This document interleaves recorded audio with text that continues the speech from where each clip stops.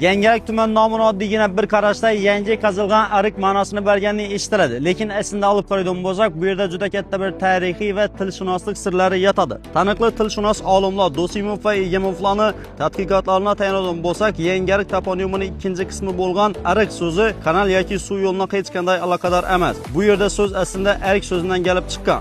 Ya'ni Xiva xollari davrida Xiva va hozirgi yangilik hududlari o'rtasida juda so'lim mevali bog'lar barpo etilgan. Xollar va amaldorlar yozgi sayillar, yig'inlar va hordiq chiqarish uchun shu yerga kelgan. Xonni Xivadagi erkinni, ya'ni saroyni farqlash uchun bu yerda qurilgan yangi qarorgoh va uning atrofidagi hudud xalq orasida yangi ariq deb atala boshlangan. Vaqt o'tishi bilan Xorazm shevasini talaffuz qonuniyatlarına göre yangi ariq so'zi o'zgarib, bugungi yangilik, ya'ni mahalliy tilda aytadigan bo'lsak, yangilik so'zi kelib chiqqan. Yangilik tumani 1926-yil 29-sentyabrda tashkil etilgan. Tuman hududi o'zining qadimiy ziyoratgohlari, jumladan Shayx Muxtor Vali maqbarasi va o'ziga xos tabiati, xususan baliqchilik rivojlangan ko'llari bilan ham mashhur. Yangilik tumani shimoldan Xanqa, sharqdan Bog'ot, g'arbdan Xiva tumani, janubdan esa Turkmaniston bilan chegaradosh hisoblanadi.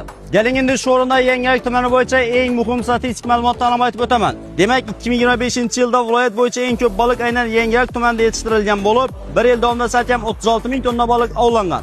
2026-yilda viloyat bo'yicha eng ko'p yetishtirilgan sabzavotlar bo'yicha Yangilik tumani yetakchi hisoblanadi va salkam 2000 tonna sabzavotlar yetishtirilgan. Eng muhimi 2026-yil aprel oyi holatiga ko'ra Yangilik tumani aholi soni 127.600 nafarni tashkil qilgan.